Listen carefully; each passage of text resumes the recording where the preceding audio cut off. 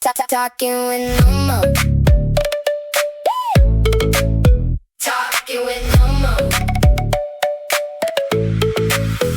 Step in the room, let's go. Got that spark, got that flow. Quick hit talk, real talk. Every word on the mark. Lean close, hear that name every time. Bring the flame, one more round. Let it show. Okay. Woo! Better living through modern technology. I love it. There we go. Okay, fantastic. Well, we are recording now that we've got this application known as Zoom working. Thank you, COVID, for giving us such fine technology. Janet Hernandez is back with me again tonight. We're together again, and we want to do another Talking with Nomo Part 2. So, Janet, welcome. Thank you. I appreciate it. No problem. You had told me when we saw each other on Memorial Day that people had said the same thing to you. We need to go a little bit deeper on some of that stuff, guys. That was nice that you two had a nice homecoming reunion, but there's some questions that need to be asked. So I appreciate you hearing and wanting to respond to them as well. What's the biggest question that you're getting asked right now as a candidate for this village? What's on people's minds? What are on people's minds right now, I think is just surprised. They are surprised that I thought about running again, and they've seen in the past about how elections have happened and how what has changed. And I think I'm just prepared mentally because it is we're human beings. As a council member, as a person, um, you do this for your community and all you want is the best for your community. You're not gonna get everything correct. And you're not gonna, you know, you're gonna have some hard decisions. And I think in my first time first go rounds, I did have difficulty in some things that I had to do. And you would be able to see it back in the videos that I had some very tough decisions to do.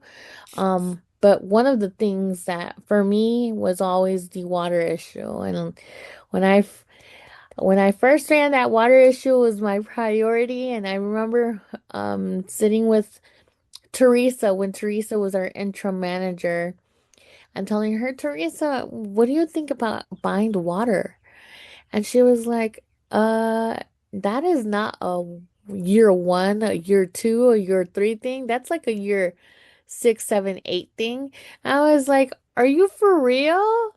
And she's like, yeah, that is a lot to take over. And so I was like, okay.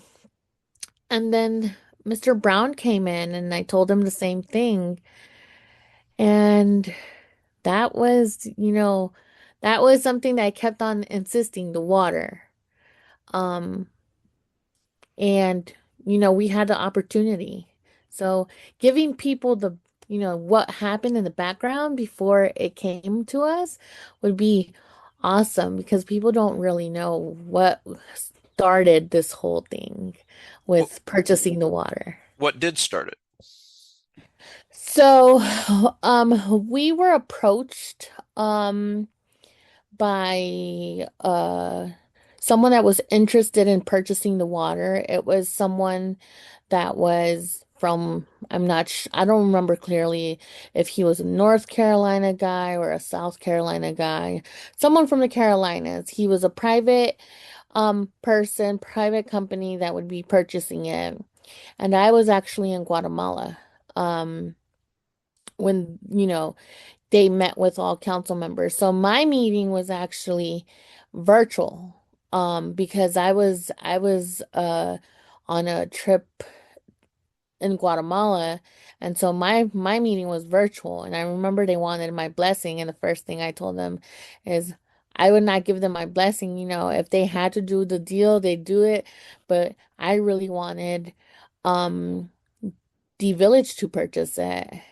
And so After Do that, you still, let me interrupt you for a second. Do you still feel like that was a sound decision? Do you think that it would have been better to put it into private hands instead of putting the liability on the village? I mean, it needed to be done one way or the other. it needed to be done, and if the private person would have come in into Indiantown, I think we would be all hurting as ratepayers because realistically he told us that or specifically me, because that was one of my important questions is, would you increase the water utility rates? Um within like the next 3, 4, or 5 years. And he told me that he could only increase it for like he would only be able to do it for 3 years, leaving it as is. Right. And we knew how much work that utility needed. And we knew the overtaking of it. And I started asking questions around about like who was best on getting that utility and being able to like get monies for it. And so as a private investor, they'd have to only, it would be only the private company, and then who would be paying the whole chunk of the fixing up of it would be the ratepayers, and guess who are the ratepayers? Us. Exactly. Yeah. Yeah. So, so we, we, I really thought about it because we did have certain people come to our meetings, and I didn't understand why. Like, why would they pushing against it? Like, really very upset, like red face. They had Barbara make articles after articles after articles telling us, you know, we shouldn't buy it. And that was like, I think, our first episode where, we didn't understand why the pushback. If if the public utility would be, it would have so much better opportunities in getting grants and getting monies to help the infrastructure than the private utility, because the private utility, it would be all put on the ratepayers, and guess who the ratepayers were? All the Indiantown residents. Well, let me ask you this. Was there ever any discussion that was had? And I want to get out of this one and move into the here and now after we talk about this on the water. But was there any discussion at that point about the potential of letting Martin County tie in and take over the utility? There were actually Jupiter Island was very interested in buying the utility. Hmm. Jupiter Island, um, this investor from North Carolina, and then um the county really didn't want to, because back then, remember, the current village manager was with the county.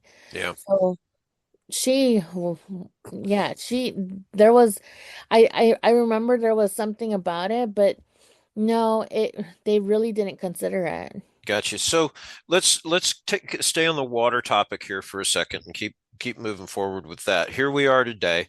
The Village of Indiantown owns it. We're doing a reverse osmosis, which I'm told is the most expensive way of going about it. I don't want to get into the ins and outs on that. I'm no expert, but um, one of the things that I'd kind of like to work into and see, because if you get elected, you're going to have to deal with this.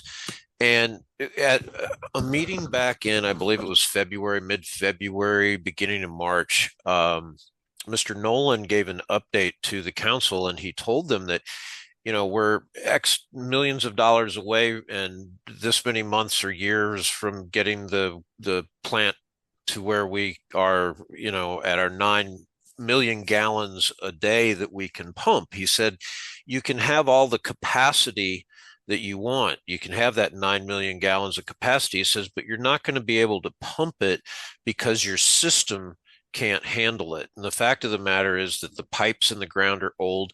They're not really set up properly. That's why the water's so bad, because it doesn't circulate. It sits in pockets. So the roads have to be torn up in the old infrastructure at least, and new lines put in. So, how do we go about dealing with that? Because I think I don't know about you, but I'm already starting to hear some resentment on things from people that are saying, "Hey, look, these new developments are all getting brand new water pipes, and we're still sitting here with the old stuff." So, how do we move forward with this and make it work for everybody?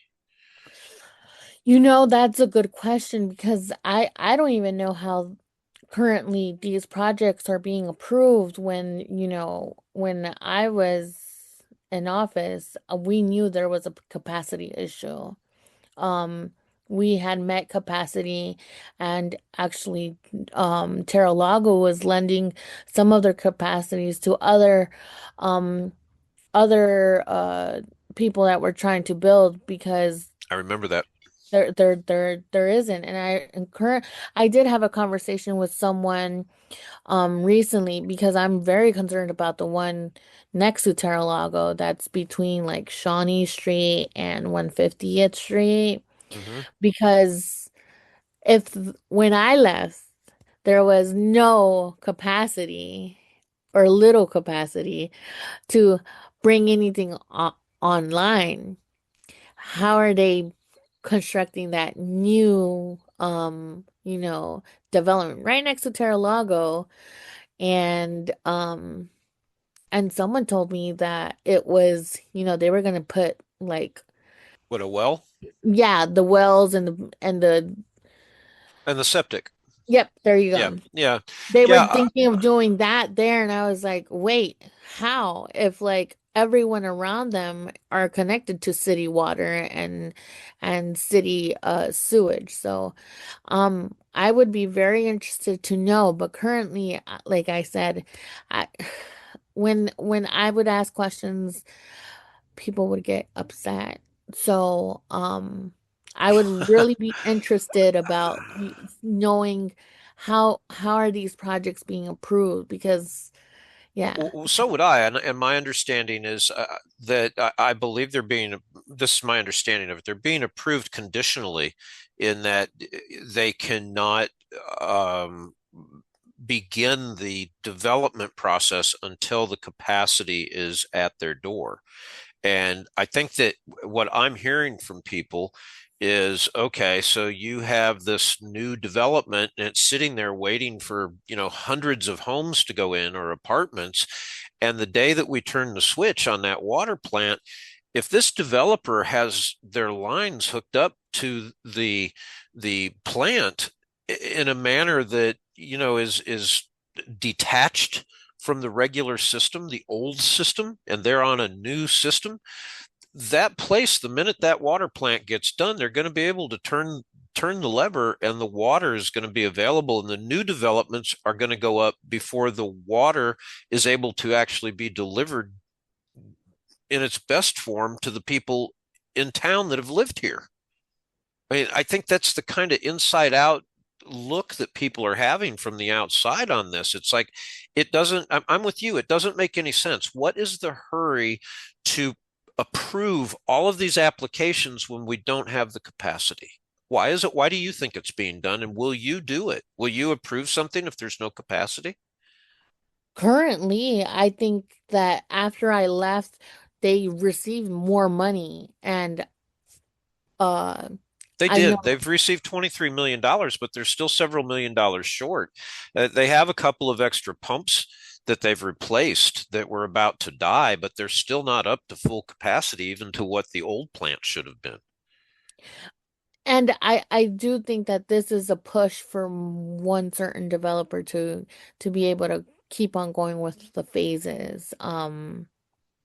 And I don't know how you'll keep on going with the phases when, we're at capacity. And you feel it more like when there's uh more people online, you feel the water pressure.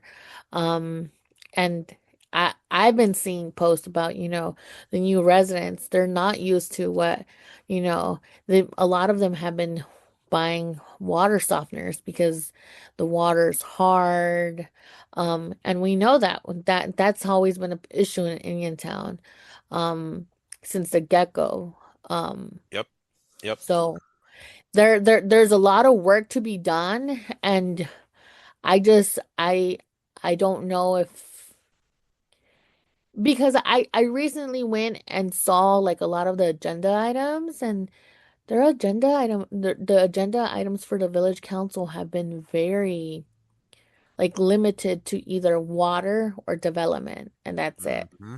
Mm-hmm. And the first 4 years, you did not see that. You saw us working at like the speed of light because, you know, it was a lot to Oh, you were moving fast. There's no doubt about that. I will we were give you, I'll we give were you, moving fast, but we were moving to the point where we had to set up everything.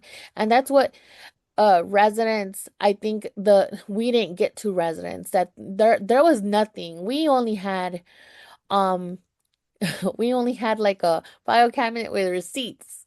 Um and so there was a lot of thinking for like future references, but people expound that to like to the Taj Mahal or whatever you call it. Remember that oh yeah, us yeah, yeah. No, I and remember that. But that's the thing again. I mean, we're back to that again. So let me ask you then. I mean, again, if I was to come forward with a development that said, "Hey, I want 850 townhomes and 50,000 square feet of a commercial on this because I can do it, and I'm just going to put it through," and I mean, here we are again. We don't have capacity for it. Why are we accepting these? Because my understanding is the way staff is supposed to work is that they take their direction from the council. And if the council has an attitude that says, bring everything in, staff get it done, their staff is going to bring it in and get it done if that's what the council wants, because staff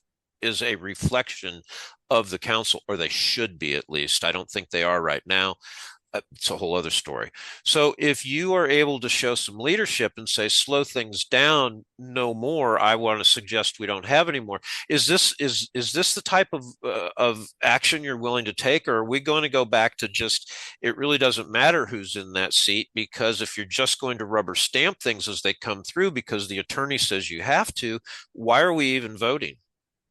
I mean, I'm hearing this from people. I mean, they're asking, why are we even voting if nobody can do anything or think for themselves? So I guess what I'm asking is, can, are you there does see? have to be change. I do agree with you. There does have to be change. But one thing I can tell the residents of Indiantown is the council gives the direction to the staff, not the staff giving the direction to the council. And currently, how it was seeming before I left, it it seemed like staff was trying to give the direction to the council. Yep. And with me, they didn't really like it. I did rub a lot of um top head departments wrong just because I was asking behind the scenes, I was asking the questions and I'd get all like, I wouldn't get the answers. So I actually started asking them during the meetings, and they would start, I would receive emails the next day after the council meetings. Literally. I actually was yesterday, I was cleaning my stuff. I had saved a lot of stuff from the previous years, and I did see memorandums that were written after council meetings because Councilwoman Hernandez had brought up stuff at council meeting, and memorandums went out addressing them.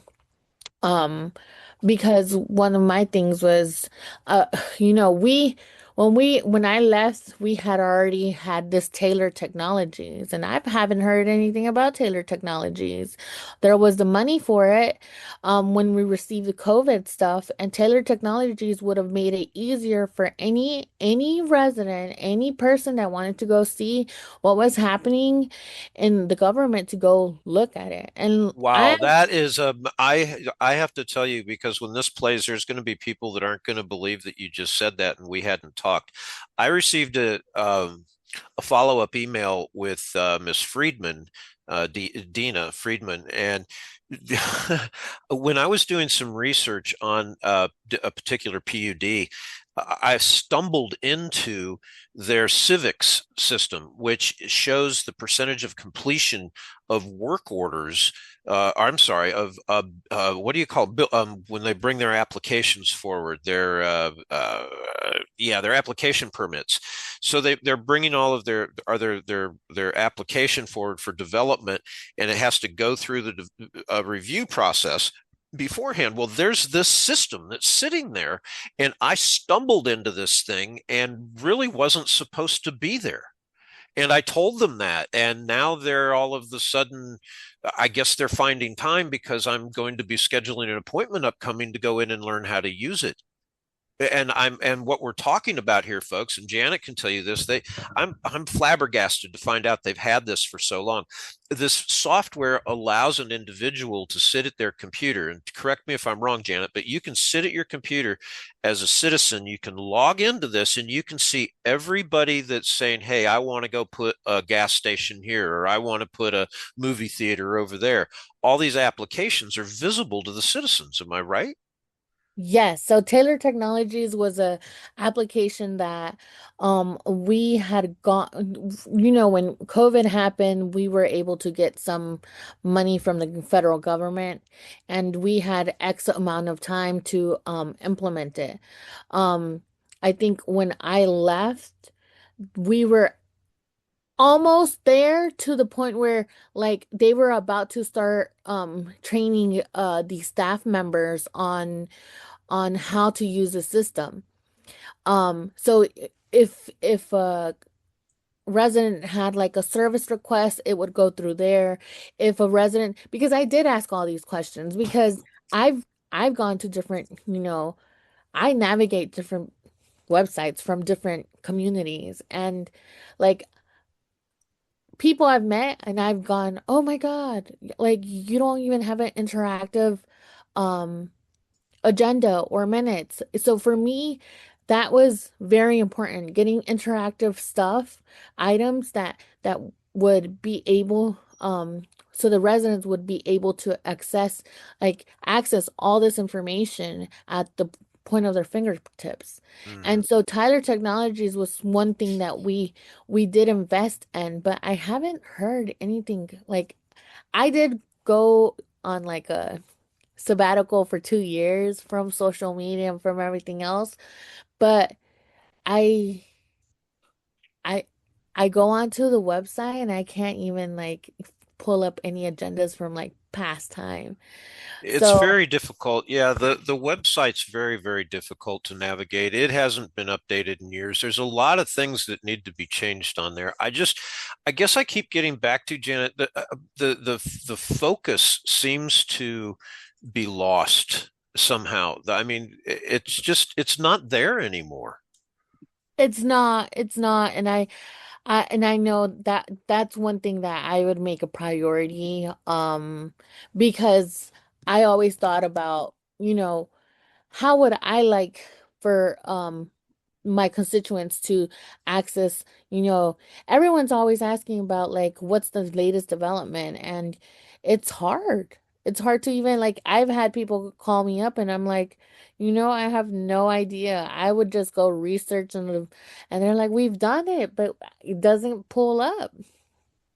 Yeah. Yeah, I know it's difficult. It's stuff is definitely difficult to find on that, and the fact that I was actually able to get onto that website without a login and see someone's development order that was in process and know that that system even existed by stumbling into it. Given my background, I could have spent some more time and probably had a lot of fun playing in the village's system if I had wanted to, because I backdoored my way into it unknowingly. But there's some growing pains that need to be quelled on this. But again, I go back to, when we get to the water system, and you're at a point now that you have that 9 million gallons a day, how do we go about now making sure that the infrastructure is at least being thought of for the people that need these pipes the most, and that's the people that have been living here, because I'm afraid that they're going to get shorted. How Sorry, I was looking at one of the reports and they did actually say they're successfully implemented tighter technologies. So I guess everyone can go see what checks were done and all that, because I remember asking questions like that. Can someone go and look what check did you do on X, Y, and Z day? And they're like, yeah, you can see that, but I think it's not implemented by any stretch of the imagination. But again, back to the water. I mean, what happens now? I mean, we get all this water capacity. How do we? Wow. I mean, can you imagine what the implications are with where the water mains are? This is going to be ripping up driveways. It's going to be ripping up residential roads. How in the world do you handle all of this? I mean, this is going to be a big step. that is going to be a huge step, and you're going to have the right people in office on council. Um, trying to get everyone informed and everyone on the same page as in staff, because I do believe staff members, they have their degrees and they've had the experience, but as council members, you have the experience of actually talking to your neighbors. You know your neighbors, and your family, and you live in the community, so you're going to experience the same things. So like making workshops, getting people notices, like walking the streets, I think would be one of the best things when if and when this would happen, to get everyone informed, because that's going to be a huge a huge project that the village is going to have to overtake if and when it happens. Oh, it's Um going to have to happen. I mean, you've invested tens of millions of dollars already into the water system, and that capacity is going to show up. And they've already said you can't push it through these pipes. You've got to have new pipes before you get any more capacity out of it. So I don't know. It's going to be a mess. I don't think there's an easy answer. I think we're lucky we have Patrick Nolan in place. Patrick's one of the few people over there that I put a lot of confidence in. He seems to be squared away. Yeah, anyway, he seems to be a pretty good guy over there. Um, what else was I going to talk to you? Oh, you brought it up here and you reminded me the staff. It seems to me, like you said, that a council person that lives here, which you have to in order, well, sort of, you have to in order to get elected. Uh, shouldn't your staff not necessarily be required to live here, but shouldn't there be some kind of encouragement for your your village manager, your village attorney, I mean, your senior people, especially the person that's doing your development work? Isn't there I've been thinking about this. Couldn't you give them some kind of a financial mortgage assistance credit if they moved into the village and actually lived here, so they'd have to live with their own rules? so I would be one of those that I can tell you it's very hard already with the market currently, and trying to um get someone that's very well prepared, that's done this for years. We struggled trying to get a lot of these positions. uh filled. And so that is one thing that I do think that I uh I feel that not to have that as a restriction just because you want qualified people. No, I'm not. But I'm not saying necessarily as a restriction. I'm saying as an incentive to try to get people maybe more junior that you could give a mortgage credit assistance to. There's ways to work it out to where the taxpayers can get their money back and everything. But I have to stop us here because I'm getting it popped up on my screen that we're running out of time on this meeting. But anyway, I want to, if we can, get back together again on this because we're barely scratching the surface. Tell me how the campaign's going real quick. What kind of feedback are you getting? I am getting very positive feedback. I think people are finally realizing that, um, we worked hard, 6 years of just trying to inform people, trying to get people to meetings. I think that was one of my end goals. It was hard. It was trying to get people to our meetings. And then after I got I left, I know some people called me and they're like, yeah, we don't go to those meetings anymore because they're not, it's pointless. But one of the things I've had, I had an aunt tell me she went to a meeting and she was like, I wish more young, Hmm. young residents from Indiantown would go just because, they are going to be the future. Like everyone that participates are at a certain age and it's like trying to get the youth involved has been challenging. But I think a lot of the challenge has been with the negativity. People see like running for office is like a negative thing and it shouldn't be. It should be you're doing it for your community. You're doing it for not to be financially gained because look, I'm in the same car. I live with my parents. I'm not ashamed of that. Um and I still live I've lived here for the past 34 years. So like me, I want my nieces to grow up here and say, I want to buy a house in Indiantown. Um and the struggle is real trying to buy a house out Yeah, it here. is. Yeah, it is. Oh, I went out there to Terra Lago to see the prices. Yeah, the prices are they're They're not high. They're they're high. very And I mean, when they said they wanted workforce housing, they meant workforce for Jupiter and they meant workforce for West Palm. They never meant workforce for here. And personally, I'm getting a little tired of the games and charades that are being played, and we're being called bad guys out here because we're standing up and saying that's ridiculous. Like $8 million for the Seminole Inn to the Garcia Group, who's a private company. We're supposed to give 8 million taxpayer dollars so they can refurbish a building that they bought? I think not. I think not. All right. I am going to have to upgrade to the professional version if I'm going to continue to do this. I appreciate you taking the time out of your day to come on and talk with me. Hopefully, we'll get back together again. We still have some time before the election, which actually is in August. So there'll be plenty more time for us to follow up on things. I'm sure the election season is going to heat up. Any last words you want to say before we get cut off?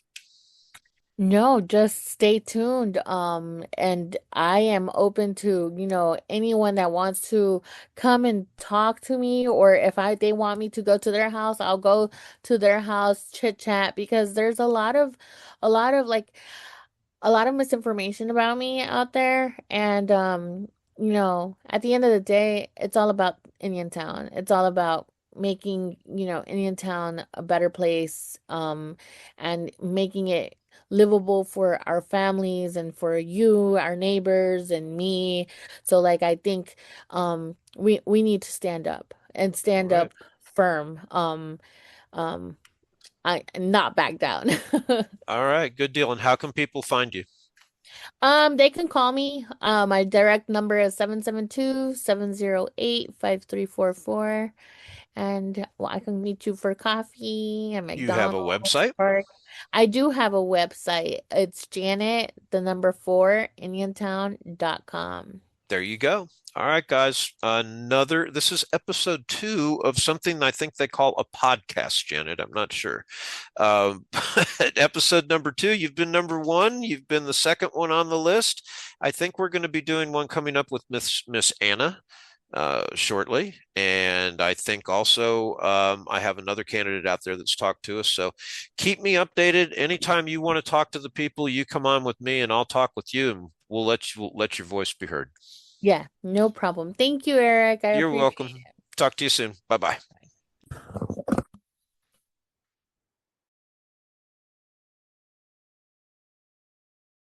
Talking with Nomo. Talking with Nomo. Step in the room, let's go. Got that spark, got that flow. Quick hit talk, real talk, every word